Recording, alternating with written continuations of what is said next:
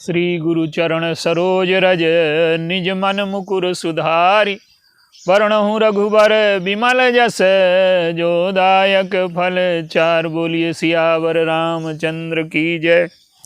सिय राम मैं सब जग जानी करऊं प्रणाम जोर जुग पानी। आइए मनुष्य और समाज और प्रकृति की पूर्णता का जो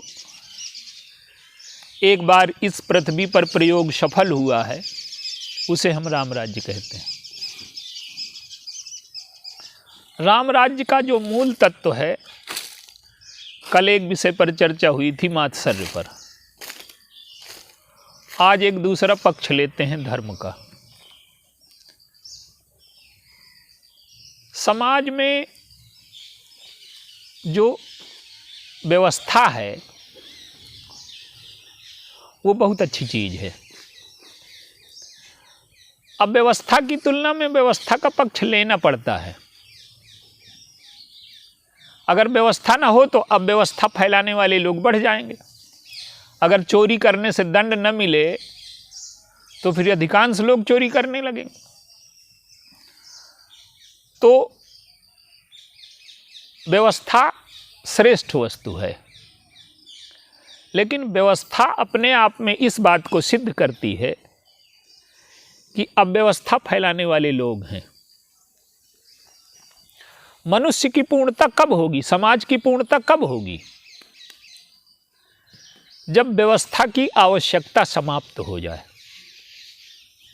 मनुष्य का अंतःकरण, उसका मन, उसकी क्रियाएं, उसके विचार इतने शुद्ध और पवित्र हो जाएं कि उसके द्वारा अपने धर्म का, अपनी मर्यादा का, अपनी सीमाओं का उल्लंघन ही समाप्त हो जाए। क्रिया में मर्यादा आ जाए, भाव में प्रेम आ जाए, विचार में ज्ञान आ जाए, अद्वैत आ जाए। ये तीनों चीज़ें जब जीवन में स्थापित हो जाती हैं और इसके अलावा जो कर्म में, भावना में, विचार में समर्थ नहीं, उनके प्रति कृपा आ जाए, ये जब चारों तत्वों का समन्वय हो जाएगा तो समाज पूर्ण हो जाएगा। तो राम राज्य में व्यवस्था की आवश्यकता समाप्त हो गई। राम राज्य में न कोई कानून है। कानून है अगर,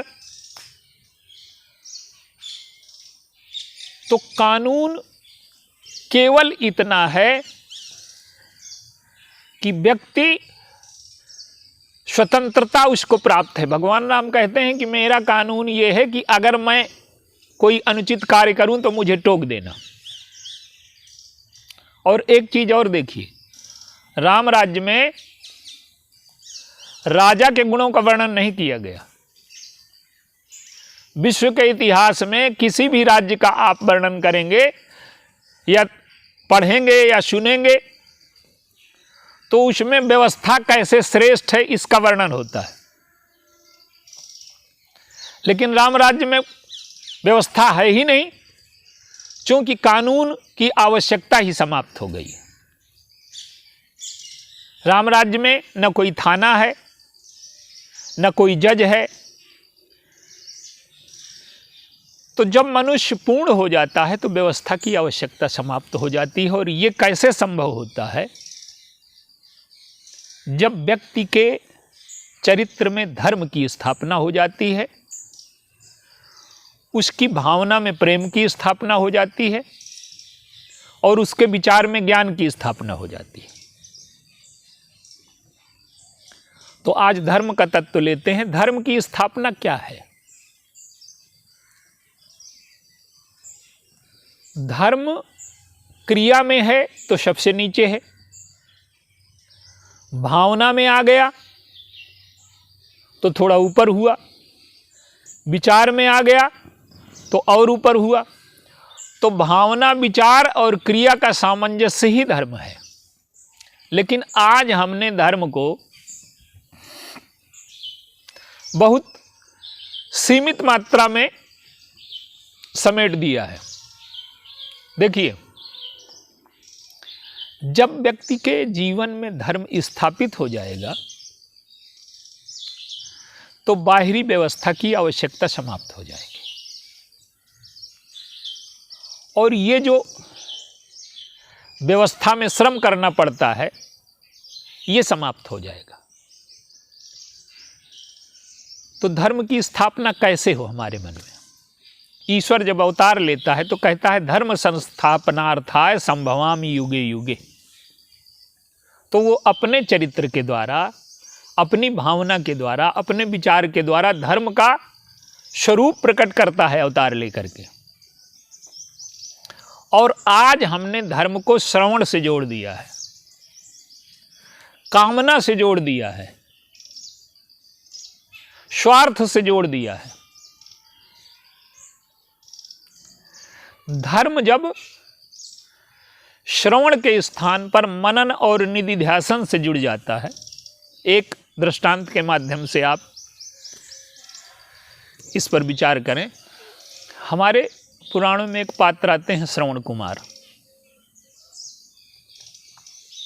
श्रवण का अर्थ क्या है? सुनना। और श्रवण के माता पिता जो हैं वो अंधे हैं।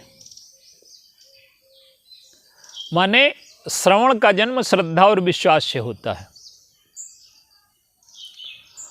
और हमारे शास्त्रों में जो श्रद्धा और विश्वास की परिभाषा की गई है, विश्वास के 3 नेत्र हैं।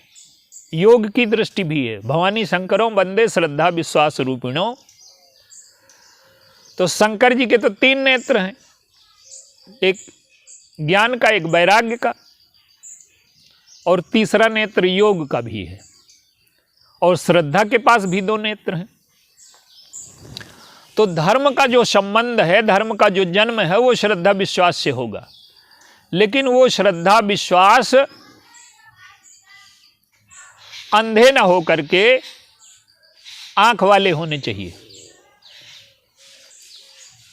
तो श्रद्धा विश्वास के पास 2 नेत्र, और ये श्रवण के जो माता पिता हैं इनके पास श्रद्धा विश्वास नहीं। इन्होंने सुना भर। क्या सुना? कि तीर्थ यात्रा धर्म है। तो तीर्थ यात्रा धर्म तो है, पर किन के लिए? देखिए, कोई भी व्यक्ति धर्म के सारे रूपों को जीवन में उतारने में सक्षम हो ही नहीं सकता। धर्म का स्वरूप तो बड़ा व्यापक है। कहीं स्वार्थ का त्याग धर्म है, कहीं बलिदान धर्म है, कहीं सेवा धर्म है, कहीं समर्पण धर्म है, कहीं युद्ध भी धर्म है, कहीं संघर्ष भी धर्म है। तो धर्म के जो सारे स्वरूप हैं उनका निर्णय कैसे होगा?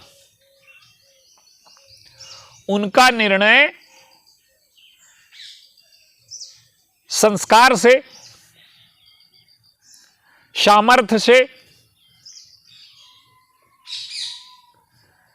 व्यक्ति धर्म के सारे रूपों को नहीं उतार सकता, इसलिए उसको स्वधर्म कहा गया। स्वधर्म का अर्थ है कि हमारे लिए धर्म क्या है। भगवान कृष्ण गीता में कहते हैं कि स्वधर्मे निधनम श्रेया। तो आपके संस्कार, आपकी सामर्थ्य, आपकी क्षमता, इस पर निर्णय करता है धर्म। अर्जुन के लिए इस समय युद्ध ही स्वधर्म है। युद्ध से भगना धर्म से भगना है। अब युद्ध से भयानक कोई वस्तु हो सकती है क्या? अर्जुन के मन में कृपा आ गई, लेकिन भगवान कहते हैं ये कृपा नहीं, कायरता है। ये विषम समय में आई है। तो श्रवण के माता पिता ने धर्म के इस मूल तत्व को भुला दिया। क्या भुला दिया?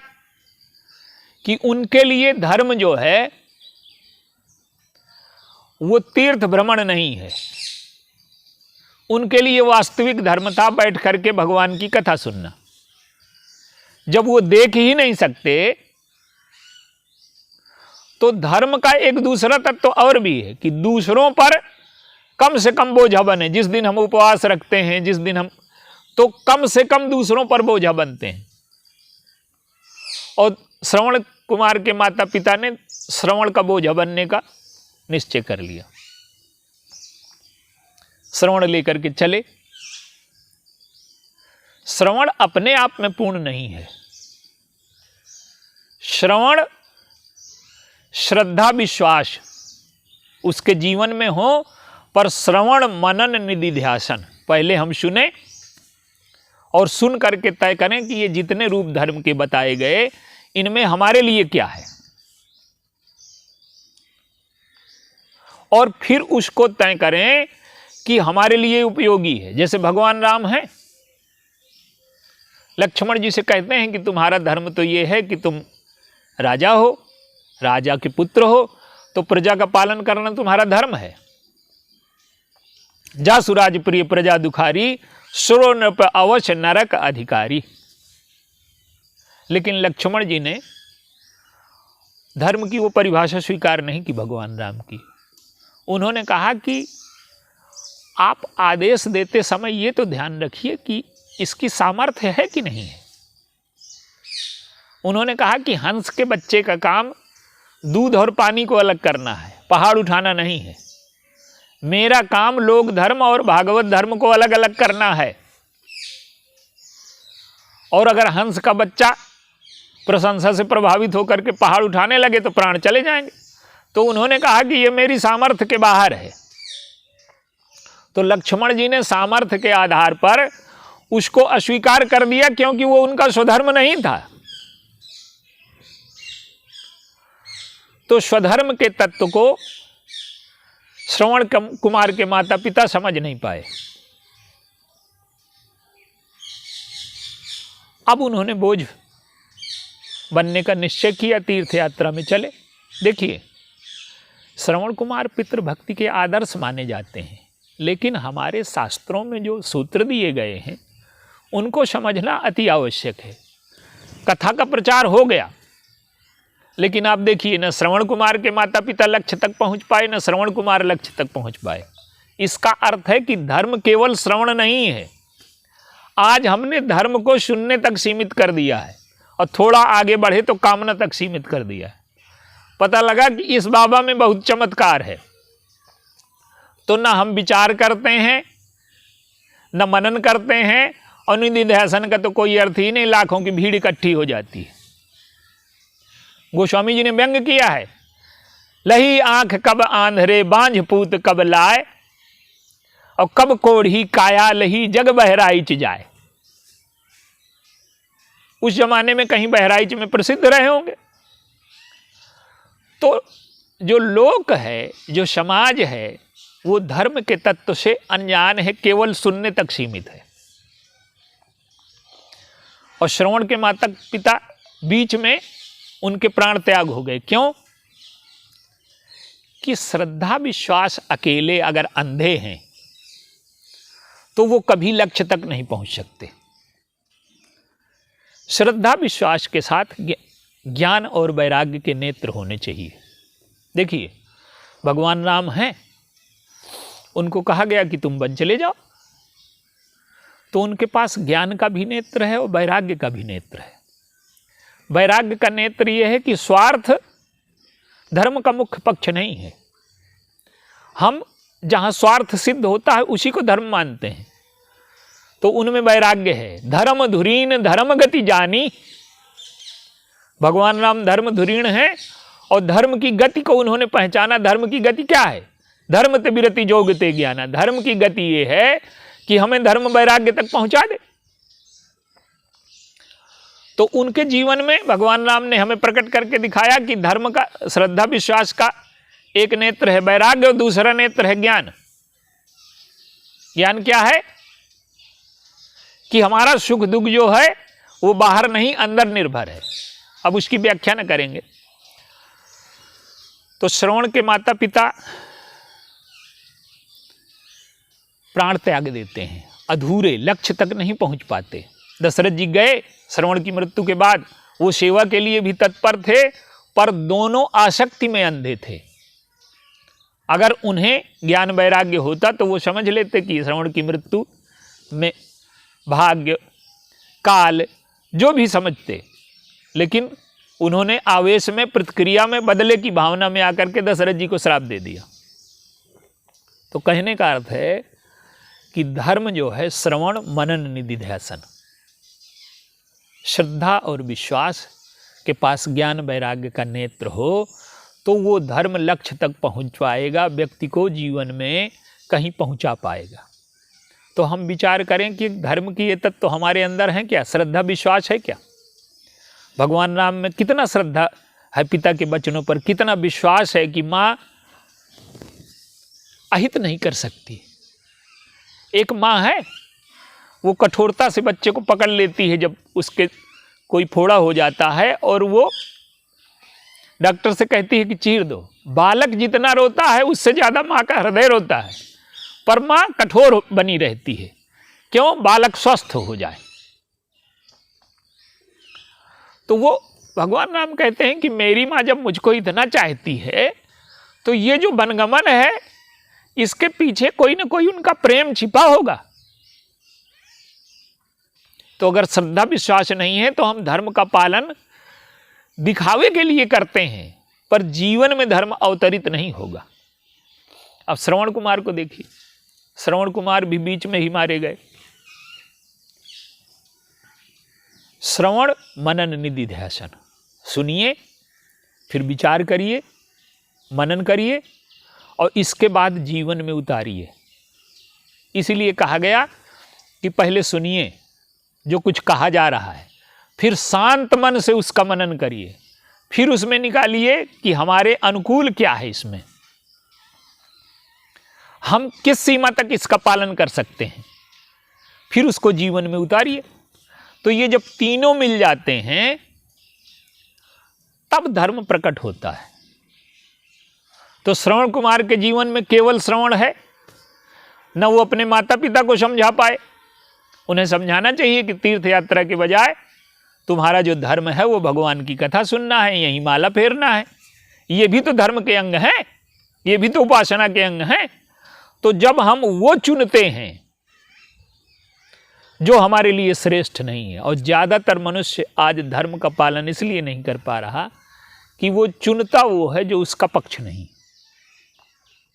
एक सेठ जी हैं, मंदिर बन रहा है, वो कहते हैं क्या बताएं, हमारा स्वास्थ्य अच्छा नहीं रहता, नहीं तो हम मंदिर में सेवा करते। और एक मजदूर है, वो कहता है कि मंदिर बन रहा है, हमारे पास पैसे नहीं मंदिर में दान कर देते।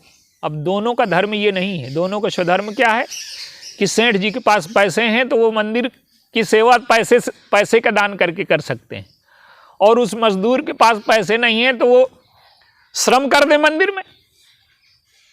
तो दोनों उल्टा चुनते हैं। ज़्यादातर लोग जो धर्म चुनते हैं वो उल्टा चुनते हैं। जो सामर्थ्य है, जो योग्यता है, जो विवेक है, जो हमारे पास है, उससे हम धर्म करें, और जो हमारे पास नहीं है उससे धर्म ना होगा। तमाम डकैतों का प्रचार आता है कि उन्होंने लूट करके मंदिर बना दिया। ये धर्म है क्या? लूट करके मंदिर बनाना धर्म नहीं है। उसके पास जो है उस सामर्थ्य का सदुपयोग ही धर्म है। हमें ईश्वर ने जो कुछ दिया है, भावना दी है, विवेक दिया है, विचार दिया है, सामर्थ्य जो हमारे पास है उसका सदुपयोग करें। अब गिलहरी है राम राज्य में, हनुमान जी, नल नील जामवंत जी सब पत्थर ढो रहे हैं, गिलहरी भी अपना बालू ले जाती है। तो गिलहरी की जितनी सामर्थ्य है उतना कर रही, भगवान ने उसको बुलाया, पुल बन जाएगा। तुम इतना श्रम कर रही हो। उसने कहा कि इसमें मेरा दोष नहीं है, इसमें तुम्हारा दोष है। तुमने मुझे हनुमान नहीं बनाया, गिलहरी बनाया। अगर हनुमान बनाया होता तो मैं पुल अभी तक बना देती। तो धर्म उससे होगा जो हमारी सामर्थ्य है, जो हमारे संस्कार हैं, जो हमारी क्षमता है, जो हमारी स्थिति है, जहां हम बैठे हैं, जिस कर्तव्य का पालन हमें करना चाहिए। और दशरथ जी की भी समस्या है कि वो भी श्रवण में ही उलझे हैं। उनके पास नेत्र हैं, लेकिन उन्होंने नेत्रों का प्रयोग नहीं किया। श्रवण और नेत्र मिल करके रास्ते को तय करते हैं। कहाँ जाना है पहले हमने सुना, फिर नेत्रों के माध्यम से गए। लेकिन अहंकार का प्रदर्शन दशरथ जी के जीवन में क्या है? अहंकार का प्रदर्शन है कि मैं शब्द वेधी बाण चला लेता हूं। उन्होंने आंखों का प्रयोग नहीं किया, तो उनका भी धर्म अधूरा है। वो भी, उनको श्राप मिला, लेकिन उनकी विशेषता यह है कि धर्म के प्रमाद के लिए वो दंडित होते हैं, लेकिन राम के प्रेम में डूब करके उस धर्म प्रमाद का जो दंड है उसे मृत्यु में बदल करके अमर हो जाते हैं। तो हमारे जीवन में जब धर्म की स्थापना होगी तो हम पहले श्रवण करें, मनन करें, निधिध्यासन करें, और धर्म के मूल में श्रद्धा विश्वास हो, लेकिन उस श्रद्धा विश्वास के मूल में ज्ञान वैराग्य हो। और जब श्रद्धा विश्वास और ज्ञान और वैराग्य श्रवण के साथ मिल जाएंगे तो हमारा धर्म हमें लक्ष्य तक पहुंचा देगा। और राम राज्य में जो धर्म है उसमें ये चारों तत्व शामिल हैं। इसलिए व्यक्ति पूर्ण हो गया है, प्रत्येक व्यक्ति। आप चाहे देखिए भरत जी हों, चाहे लक्ष्मण जी हों, चाहे भगवान, इन्होंने धर्म का तत्व प्रकट किया। भरत जी में ज्ञान है, वैराग्य है। ज्ञान ये है कि वो समझते हैं कि संपत्ति सब रघुपति कया ही, ये सारी संपत्ति भगवान की है, ये ज्ञान है। और वैराग्य ये है कि उन्हें राज्य दिया जा रहा है तो राज्य को लेना अस्वीकार कर दिया। वशिष्ठ जी कहते हैं राज्य ले लेना धर्म है, और भरत जी कहते हैं कि राज्य का छोड़ देना धर्म है। तो धर्म के स्वरूप भरत जी क्यों माने गए? कि उन्हें ज्ञान है कि संपत्ति प्रभु की है, इसलिए उनको जीवन में कभी अहंकार नहीं है। और उनके जीवन में वैराग्य है, अंतःकरण में राग नहीं है, वैराग्य है। वो कभी नहीं देख पाते कि हमारे जीवन में वैराग्य है। लोग कहते हैं कि आप वैरागी हो, तो वो कहते हैं कि जिसकी संपत्ति है उसी को लौटा दिया, तो इसमें कहाँ से वैराग्य आ गया? तो आप देखिए, अगर हमें अपने जीवन में धर्म दिखाई दे रहा है कि हम बड़े धार्मिक हैं, हम बड़े त्यागी हैं, बड़े तपस्वी हैं, तो आप समझ लीजिए कि धर्म अधूरा है हमारा। हम धर्म तो करें, पर इतना श्रद्धा विश्वास हो कि हमारे जीवन में ज्ञान वैराग्य प्रतिष्ठित हो जाए, तो ज्ञान के माध्यम से हम समझ लें कि सत्य क्या है, और वैराग्य के माध्यम से जो असत्य है उसे छोड़ सकें, जो सत्य है उसे पकड़ सकें, और फिर भक्ति के माध्यम से अनुराग पूर्वक उसे क्रिया में उतार सकें। श्री भरत जी के जीवन में, श्री लक्ष्मण जी के जीवन में, श्री हनुमान जी के जीवन में धर्म के यही तत्व प्रकट हुए। तो केवल सुन करके उसे मान लेना, उस पर चलने लगना धर्म नहीं है। आज समाज की सबसे बड़ी विडंबना यही है कि धर्म श्रवण तक सिमट गया है, मनन और निधिध्यासन तक नहीं हो पाया। और जब तक ये मनन और निधिध्यासन तक नहीं होता, इसमें श्रद्धा विश्वास का तत्व सम्मिलित नहीं होता। भगवान राम को कितनी श्रद्धा है, भरत जी को कितनी श्रद्धा है, 14 वर्ष तक सेवा करते हैं अयोध्या के राज्य की श्रद्धा पूर्वक, लेकिन एक बार भी शिकायत नहीं कि प्रभु हमें क्यों भूल गए। तो धर्म का मूल तत्व है श्रद्धा, दूसरा तत्व है विश्वास, ज्ञान, वैराग्य, और फिर प्रेम पूर्वक उसे जीवन में उतार लेना और अपनी सीमाओं का उल्लंघन न करना। जब व्यक्ति अपनी क्षमता को समझ लेता है, अपनी सीमाओं को समझ लेता है, तो भोग उसके जीवन में रहे, लेकिन जो भोग उसका नहीं है उस पर नजर न जाए, जो धन उसका नहीं है उस पर नजर न जाए, किसी को नीचा न समझे, अपने को बड़ा न समझे। ये सारे तत्व जब जीवन में हमारे उतर आते हैं, भक्ति ज्ञान वैराग्य श्रद्धा विश्वास सुनना, ये सब हमारे जीवन में प्रतिष्ठापित हो जाते हैं, तो प्रत्येक व्यक्ति के जीवन में जब धर्म उतर आता है तो राम राज्य में व्यवस्था की आवश्यकता समाप्त हो जाती है। क्यों? लिखा है कि सब नर करहि परस्पर प्रीति और चलहि स्वधर्म निरत श्रुति नीति।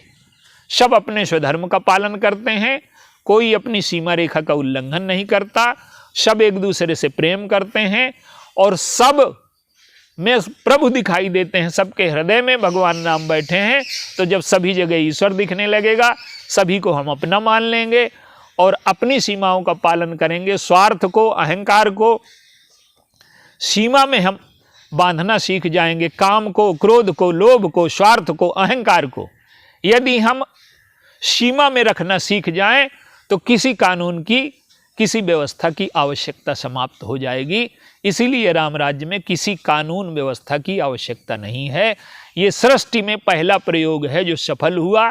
11,000 वर्ष तक मनुष्य पूर्णता तक पहुंचा, उसके जीवन में न कोई विकृति है, न कोई दुख है, न कोई पीड़ा है, न दैहिक दैविक भौतिक, सब प्रकार के तापों का समापन हो गया और यही मनुष्य की पूर्णता है। ये राम राज्य का दूसरा चरण है।